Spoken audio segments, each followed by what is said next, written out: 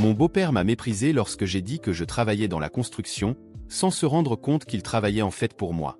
À 25 ans, j'ai commencé à sortir avec une fille incroyable par le biais d'une connaissance commune. Nous étions ensemble depuis 1 an lorsqu'elle a pensé qu'il était temps pour moi de rencontrer ses parents. Ses parents sont chefs de projet dans l'industrie de la construction et travaillent pour la même entreprise. J'étais un peu anxieux à l'idée de les rencontrer, sachant qu'il avait la réputation d'être protecteur et assez critique. Ma petite amie parlait de ses parents avec beaucoup d'affection, mais aussi en précisant qu'il était naturellement protecteur et quelque peu traditionnel en ce qui concerne les attentes envers les partenaires de leurs enfants. À 25 ans et immergé dans le secteur de la construction, en tant que chef de ma propre entreprise, je comprenais l'importance des premières impressions, surtout lorsqu'il s'agissait de personnes qui avaient une influence significative sur la personne que j'aimais. La rencontre a bien commencé. Nous avons trouvé des intérêts communs et partagé des anecdotes sur nos expériences. Cependant, l'atmosphère a changé lorsque ma profession a été mentionnée. Lorsque j'ai mentionné que je travaillais également dans la construction, mon beau-père a immédiatement supposé que j'étais ouvrier, ce que je n'ai pas corrigé. Mon intention était claire. Je voulais être apprécié pour ce que je suis, non pour mon statut ou mes réussites financières. La conversation est devenue tendue lorsqu'il a demandé plus d'informations sur ma vie professionnelle, allant même jusqu'à aborder le sujet de mon salaire. J'ai répondu que je gagnais 15 $ de l'heure, en soulignant que c'était ma passion pour mon travail qui guidait mes choix, pas ma position ou mon salaire. Il a montré un certain dédain, disant que je n'irais pas loin avec cette mentalité avant de vanter la carrière de sa fille en tant qu'avocate, notant qu'elle gagnait 2 fois plus que moi, insinuant que je devrais être le principal responsable du soutien de la famille. Son ton était plein de condescendance, comme si la valeur d'un homme se mesurait uniquement à sa capacité à soutenir financièrement un foyer. Ma petite amie, remarquant mon malaise, est intervenue, défendant fermement mon choix de carrière et critiquant ses préjugés. Sa position m'a touché, renforçant mon affection et mon respect pour elle. Elle lui a demandé d'arrêter de se comporter de manière impolie. Il a ri, puis ils se sont excusés, bien que sans sincérité, en admettant qu'il avait dépassé les bornes. Malgré les excuses maladroites, le mal était fait et l'atmosphère est restée tendue. Gardant mon calme, j'ai changé la conversation sur un autre sujet.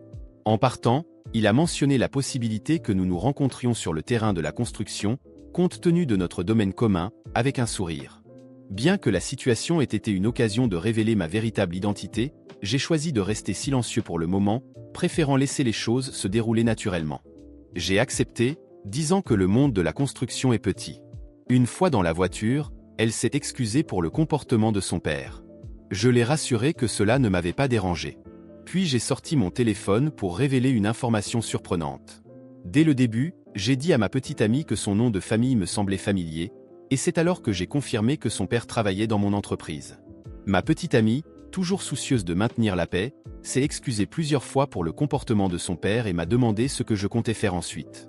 Je l'ai rassurée en disant que ce n'était pas du tout un problème, et que la contribution de son père à mon entreprise n'augmentait que sa valeur à mes yeux. Cela signifiait simplement qu'il était un atout précieux pour moi. Quelques jours plus tard, son père a appelé, demandant à sa fille de lui apporter le déjeuner sur le chantier. Elle a vu cela comme une occasion d'essayer d'améliorer la situation et a suggéré que je l'accompagne. Lorsque nous avons mentionné que j'étais avec elle, son désir de me voir a ajouté une couche d'appréhension à ma curiosité. Sentant son hésitation, je lui ai tenu la main et l'ai rassuré avec un sourire, en disant que tout irait bien. Assis à une table en plein air sur le chantier, l'attente de son arrivée était pleine d'anticipation. Son offre de me montrer ce qu'il faisait en tant que chef de projet tout en me donnant des conseils pour réussir était ironiquement touchante. Je l'ai écouté avec respect, acquiesçant à ses expériences et à sa passion évidente pour son travail. Il parlait avec un tel enthousiasme qu'il était impossible de ne pas admirer son dévouement. En partant, je lui ai exprimé ma gratitude pour son partage, en louant son dévouement et ses connaissances.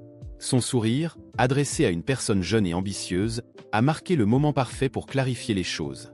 Mon ton est devenu plus confiant alors que je lui disais qu'il y avait eu un malentendu sur mon rôle dans l'industrie de la construction.